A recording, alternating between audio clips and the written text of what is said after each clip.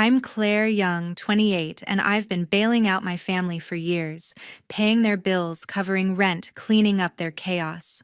Last July, at my sister's 30th birthday party in an Italian restaurant in Boise, Idaho, I thought I'd done something big. I slid a sealed envelope across the table, my chest tight with hope. Inside was a promise, $6,000 to cover her rent for 6 months. She ripped it open, glanced at the note, and smirked. "You think this means you're forgiven?" she said, her voice sharp enough to cut. The table, my mom, my aunt, a few cousins erupted in laughter. I stood there, my face hot, my hands shaking. Forgiven.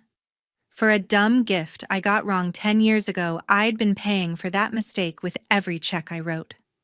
I reached over, snatched the envelope back, and said, "Then never mind." The laughter died. 5 minutes later, they were screaming at me, and I knew nothing would ever be the same. Before we dive in, tell me, what time is it where you are, and which city are you listening from?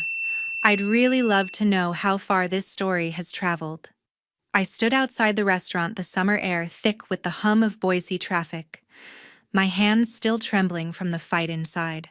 My sister's words, her smug, "You think this means you're forgiven," kept replaying in my head. Forgiven for what? A stupid mistake from 10 years ago when I was 18, and thought Jessica, my sister, 30 now, and not exactly independent yet, would love a cheap scarf I picked out for her birthday. I'd saved up from my part-time job at a coffee shop thinking the bright red pattern matched her style. She opened it, laughed, and said it looked like something from a thrift store reject bin. I apologized 100 times, but she held that grudge like a trophy, bringing it up every chance she got. That scarf became my punishment, a reason for her to demand more money, favors, my time. For years, I'd been their ATM. I paid my mom's electric bills when she forgot to budget, covered Jessica's rent when she blew her paycheck on clothes, even fixed my aunt's car when it broke down. 2 years, thousands of dollars, and not one thank you. I thought the $6,000 for Jessica's rent would change things, maybe heal that old wound. But their laugh snapped something in me. Back inside the table was chaos. My mom leaned forward, her voice sharp. "Claire, don't do this. You're making a scene." I took a deep breath, my heart pounding. "I'm done," I said loud enough for everyone to hear. "No more money, no more bailing you out. I've paid enough." Jessica's face twisted, her eyes narrow. "You're selfish," she spat. "You think you're better than us because you have a job?" My mom jumped in, her tone pleading but edged with guilt. "Claire, we're family. You can't just walk away." My aunt chimed in, muttering about loyalty, but I barely heard her. Their voices overlapped, a wall of accusations: selfish, ungrateful, cold. I'd heard it all before, every time I hesitated to open my wallet. I looked at Jessica, her arms crossed, smirking like she'd won something. "You've taken enough," I said, my voice steady now. "Figure it out yourselves." My mom gasped, clutching her napkin like it was a lifeline. "Claire, you don't mean that. We need you. Need me. They needed my bank account." Jessica leaned in, her voice low. "You owe us, Claire. You always have." That scarf again, thrown in my face like I'd committed a crime. I shook my head, done with the guilt they'd piled on me for a decade. The restaurant felt smaller, the air heavy with their stares.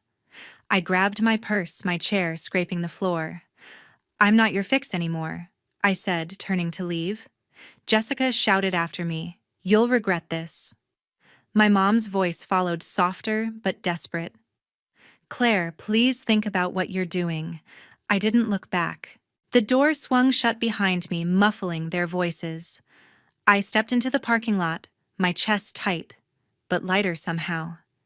I'd spent years trying to make up for a mistake that wasn't even mine anymore. That scarf, that stupid red scarf, wasn't worth this. They weren't worth this. I got in my car, the engine humming as I pulled away. My phone buzzed, texts from Jessica, probably more insults. I didn't check. For the first time in years, I felt like I could breathe. I'd given them everything, money, time, pieces of myself, and they'd laughed in my face. No more. I wasn't sure what came next, but I knew I wasn't going back. Not to that table, not to their demands. I drove home, the city lights blurring past, wondering how I'd let it go this far. Jessica's smirk, my mom's fake tears, my aunt's muttered judgment they'd pushed me too far. And I was done playing their game. A week after I walked out of my sister's birthday party, my phone wouldn't stop buzzing. I was at home, sprawled on my couch in Boise, trying to focus on a design project, but the notifications kept coming. Jessica, my sister, sent a barrage of texts. "Claire, you can't just cut me off. I need help with my car payment." Then another, "You owe me after that stunt you pulled." My mom wasn't any better. Her messages were longer, dripping with guilt. "Claire, we're struggling. You're all we have. How could you do this to us?" I stared at the screen, my stomach twisting. They acted like I'd betrayed them, like my years of paying their bills meant nothing. Jessica's next text pushed me over the edge. "I saw this cute jacket online. Only $200. Send it over, a jacket." She was jobless, living off my checks, and now she wanted a jacket. I opened my banking app, sent her $1, and typed, "Enough for now." My finger hovered over the send button, then I hit it. Let her figure out what that meant. My mom called minutes later, her voice shaky but sharp. "Claire, what's wrong with you? Jessica's in trouble. You can't just send her $1." I gripped the phone.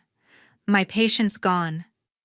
"Patricia," I said, my voice cold. "I'm not a bank. I told you I'm done." She gasped like I'd slapped her. "You're breaking this family apart," she said. I hung up, my heart racing. Breaking the family. They'd been breaking me for years. The calls didn't stop. Jessica left voicemails, her tone switching from sweet to vicious. "Claire, come on, be reasonable," she'd say then. "You're so selfish. You know that my mom sent more texts, each one heavier with blame. We raised you better than this." I stopped responding, but every message felt like a weight, pulling me back to that restaurant, to their laughter. I'd spent years trying to fix their problems, thinking it was my job. Now I saw it clearly. They didn't want me. They wanted my money. A few days later, my boyfriend invited me to a family barbecue at his parents' house across town. I hesitated, still raw from the fight with my family, but I went. Their backyard was alive with chatter, the smell of grilled burgers and corn on the cob filling the air. Zachary, my boyfriend, squeezed my hand as we walked in. "You okay?" he asked, his eyes searching mine. I nodded, but I wasn't sure. His dad, Zachary's dad, was flipping burgers at the grill, cracking jokes about his secret sauce. His mom, Zachary's mom, set out plates. Her smile warm as she waved me over. "Claire, grab a drink, make yourself at home," she said. It felt strange, this easy kindness, like stepping into a different world. Then I met Zachary's sister Ava, a 22-year-old with a quick laugh and paint-splattered sneakers. She pulled me aside, away from the crowd. "Zach told me what happened," she said, her voice soft but direct. "Your family sounds like they don't see you. That's their loss." I blinked, caught off guard. No one had ever said that to me before. Ava grinned, handing me a lemonade. "You're pretty cool, Claire. Don't let them make you feel small." Her words hit me hard, like a door opening to a place I'd forgotten existed. I wasn't used to being seen, not like this. We sat on the grass, watching Zachary's dad argue with Zachary about grill techniques, both laughing. Zachary's mom brought me a plate, piling it high with food. "You need to eat," she said, her tone gentle but firm, like she actually cared. Ava stayed close, asking about my graphic design work, genuinely curious. "Show me your portfolio sometime," she said. "I bet it's amazing." I smiled, my chest loosening for the first time in weeks. This family, these people I barely knew, made me feel like I belonged. No demands, no guilt trips, just warmth. By the time we left, the weight of my family's texts felt lighter. Jessica and my mom were still out there scheming, blaming, but I wasn't their fix anymore. Ava's words stuck with me. Their loss. Maybe she was right. I drove home with Zachary, his hand on mine, the city lights flickering past. I didn't owe my family anything, not my money, not my guilt. For the first time, I felt like I could choose who mattered. It was a quiet September evening when my doorbell rang. I was at home in Boise sketching designs for a client trying to focus after weeks of silence from my family. I opened the door and there was my mom, Patricia, standing on my porch, her face tight with worry. "Claire, we need to talk," she said, pushing past me into the living room without waiting for an invitation. I stood frozen, my pencil still in hand. She sat on my couch, wringing her hands. "The bank's going to take the house," she said, her voice low but urgent. "I owe $7,000.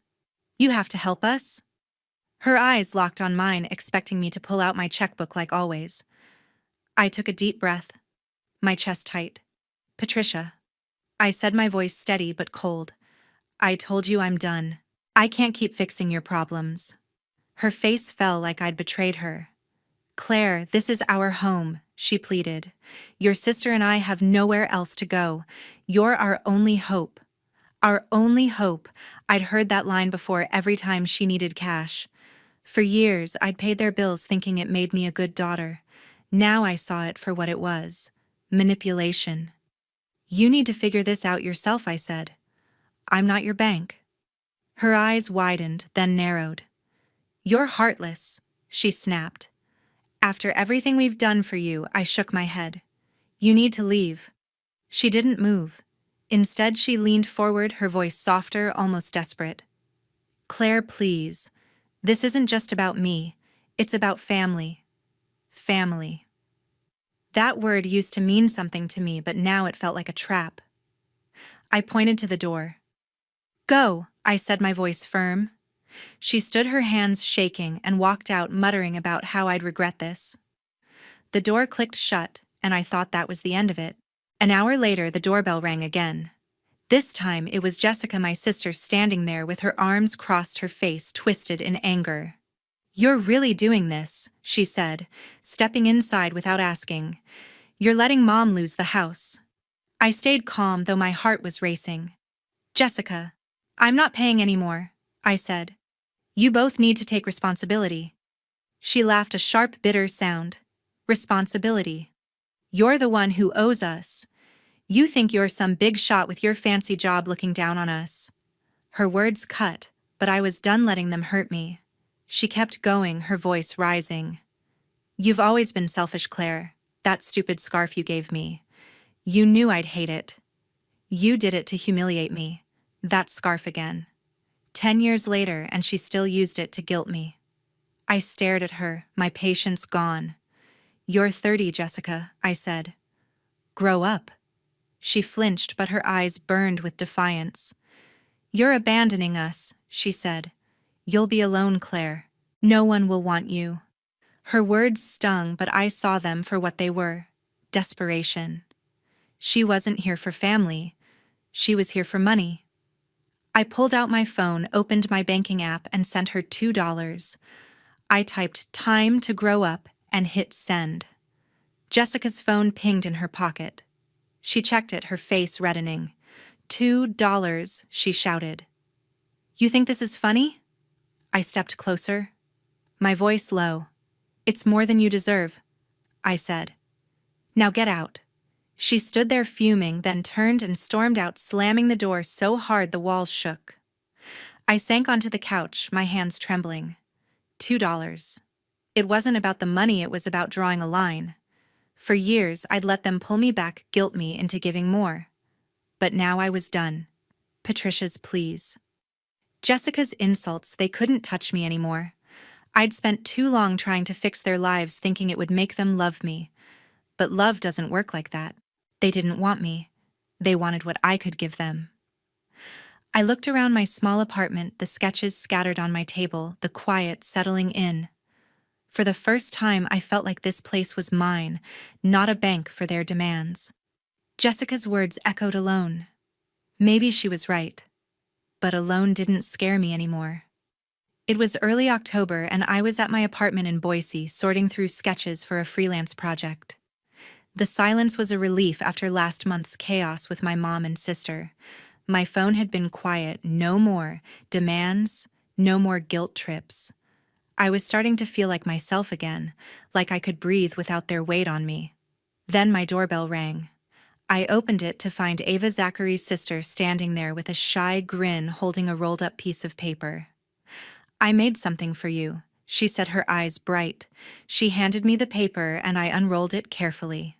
It was a drawing, a vibrant sketch of a Boise street with bold lines and colors that felt alive. At the center was a figure that looked like me, standing confident surrounded by light. "Ava, this is incredible," I said, my voice catching. She shrugged, her paint-splattered sneakers scuffing the floor. "I thought you'd like it," she said. "You're always creating cool stuff, so I wanted to give you something back." I stared at the drawing, my chest tightening, not with pain, but with something warm, unfamiliar. No one in my family had ever done anything like this for me. My mom and sister took never gave, but Ava saw my work and thought it mattered. I hugged her, and she laughed, hugging me back. "You're stuck with me now," she said, and I smiled, feeling lighter than I had in years. Later that week, Zachary invited me to his parents' house for dinner. I was nervous, still getting used to their warmth after the barbecue last month.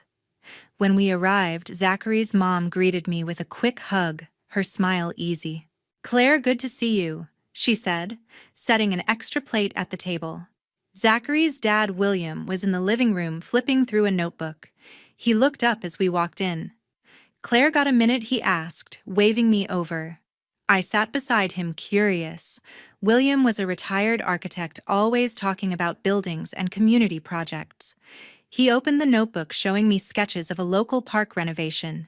"We're planning a community center in that park," he said, his voice steady but excited. "New murals, signage, maybe a sculpture."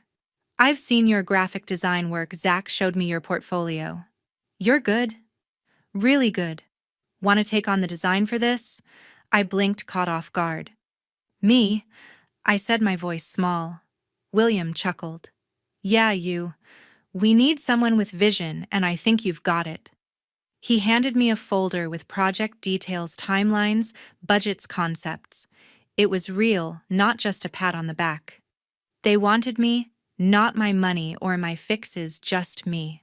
I spent the rest of the dinner half listening to Zachary's mom talk about her book club, my mind racing with ideas for the project. Ava sat across from me, sketching on a napkin, throwing me a grin when she caught me staring. "You're gonna kill this," she whispered. Zachary squeezed my hand under the table, his quiet support grounding me. For the first time, I felt like I was part of something, like my work mattered to people who cared about me, not what I could give them. Back home, I spread Ava's drawing and William's folder on my table. The drawing was more than lines and colors. It was proof someone saw me for who I was, not what I owed. And William's offer. It was a chance to build something, to leave a mark that wasn't tied to my family's demands. I started sketching ideas for the community center, my pencil moving faster than it had in months. Murals with bold patterns, signs that welcomed everyone, a sculpture that felt like hope. I wasn't just designing for a park, I was designing for myself, for the person I was becoming. I thought about my mom and sister, how they'd tried to pull me back with their accusations. They'd called me selfish, heartless, but sitting here, surrounded by Ava's drawing and William's trust, I didn't feel like that person. I felt seen, valued, like I could finally step out of their shadow. Zachary texted me later, checking in. "You seemed happy tonight," he wrote. I smiled, typing back, I was. For years, I'd tied myself to people who took without giving.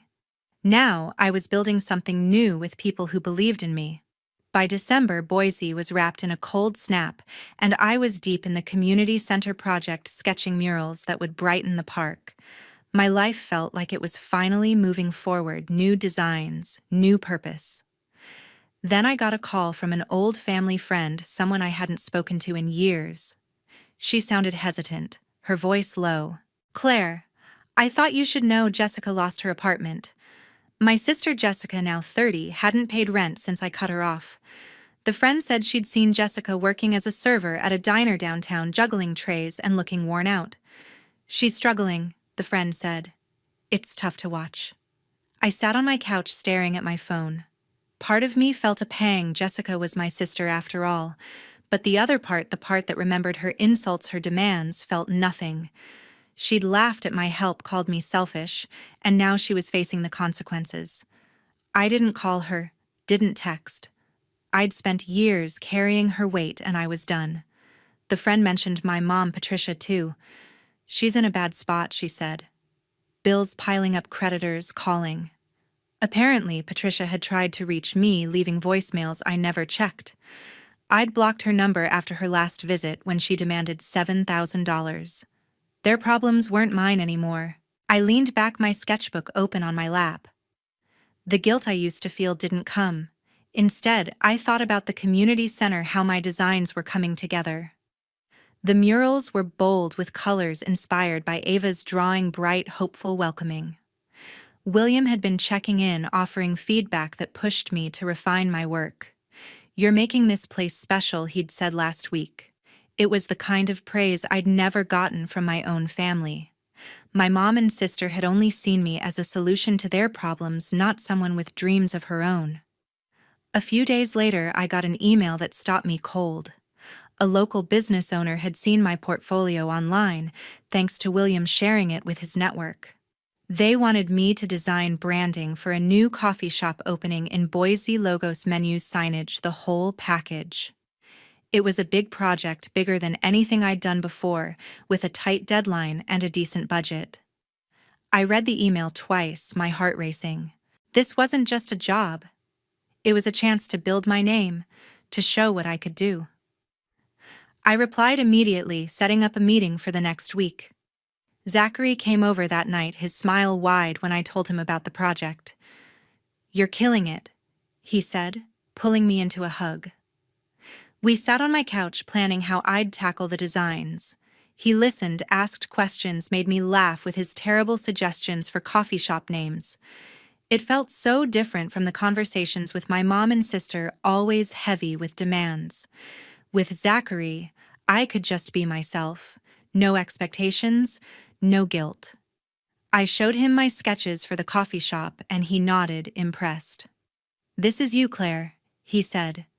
"This is what you were meant to do." I thought about Jessica, picturing her in that diner, balancing plates, maybe regretting how she'd treated me. Part of me wondered if she'd ever change, if she'd realize she'd pushed me away. But I didn't dwell on it. My phone stayed silent. No calls from Patricia, no texts from Jessica. I'd made my choice, and they were living with theirs. The friend had said Patricia was borrowing money from neighbors trying to keep her house. I felt a flicker of pity, but it passed. They'd had years to figure it out, years when I was there pouring my savings into their lives. They chose to take, and I chose to stop giving. The next day, I met William at the community center site.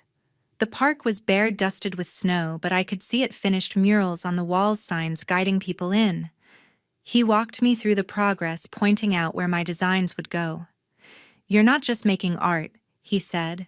"You're building something for people to come together." His words hit me hard.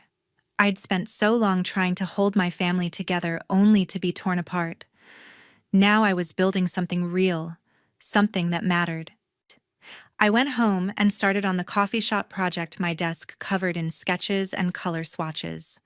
The work felt good, like I was carving out a space for myself. Jessica and Patricia were out there struggling, but I wasn't their lifeline anymore. I was my own. And for the first time, I didn't feel like I had to prove anything to anyone. It was February in Boise, and the chill in the air felt like a fresh start. I sat at my kitchen table, a map of the Pacific Northwest spread out in front of me. Zachary leaned over my shoulder, pointing at a spot near the Oregon coast. "Cannon Beach," he said. "Great views, quiet town. Perfect for a weekend getaway." I smiled, my pen circling the name. After months of work finishing the community center murals and launching the coffee shop branding, I needed a break. The idea of a trip, just the two of us, felt like a reward for everything I'd been through.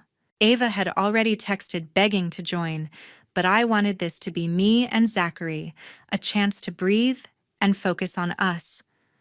Planning the trip gave me something to look forward to. We booked a small cabin by the beach, planned hikes along Haystack Rock, and even found a little cafe known for its clam chowder.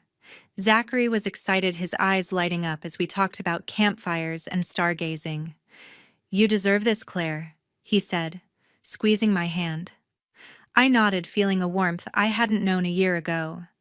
Back then I was drowning in my family's demands, always saying yes to their problems. Now I was saying yes to myself. That shift didn't come easy. It took a year of standing my ground, of learning what it meant to set boundaries. My sister Jessica and my mom Patricia had pushed me to my limit, demanding money, guilt-tripping me, calling me selfish when I refused. I used to think family meant giving everything no matter the cost, but walking away from their chaos taught me something different. Family isn't about who takes the most, it's about who lifts you up. Jessica and Patricia hadn't contacted me since December. No calls, no texts, no surprise visits. I heard through a friend that Jessica was still at the diner saving for a new place. Patricia was renting a small apartment, scraping by. I didn't feel the guilt I expected. Instead, I felt free. Setting those boundaries was the hardest thing I'd ever done. Every time I said no to their demands, to their accusations, I was choosing myself. It wasn't about being cold or heartless like they'd claimed. It was about knowing my worth. Ava helped me see that with her drawing and her quiet support. William, too, with his belief in my designs. They showed me what it felt like to be valued, not used. I carried that lesson with me now like a shield. I wouldn't let anyone, not my mom, not my sister, cross that line again. As I packed for the trip, my phone buzzed with an email from the coffee shop owner. The branding project was a hit. Customers loved the logos and they wanted me for another job. I smiled, tucking the phone away. My career was growing, my designs leaving a mark in Boise. The community center was almost done too, with my murals set to be unveiled in spring. I wasn't the same Claire who'd walked into that restaurant last summer, desperate for my family's approval. I was someone new, stronger, surer, surrounded by people who saw me for me. I looked at the map again, tracing the route to Cannon Beach. This trip wasn't just a getaway. It was a promise to keep choosing myself, to build a life with people who cared. Zachary walked in carrying a bag of snacks for the road. "Ready for this?" he asked, grinning. I nodded, my heart full. "More than you know," I said. To everyone listening to this story, I want to share what I've learned. Family isn't defined by blood, it's defined by respect, by love, by who shows up for you. Setting boundaries doesn't make you selfish, it makes you whole. It's okay to walk away from people who hurt you, even if they're family. You deserve to be surrounded by those who see your worth, who cheer for your wins, not just your wallet. I spent years trying to fix my mom and sister, thinking it would earn their love. But love doesn't work that way. Find your people, the ones who lift you up, and hold them close. That's the family that matters. Thank you for sticking with me through this journey. It means the world to share this with you, to know you're out there listening. If my story resonates, if it makes you think about your own boundaries or the people you choose to keep close, I'd love for you to join me. Hit that subscribe button, be part of this community. Let's keep telling stories that matter together.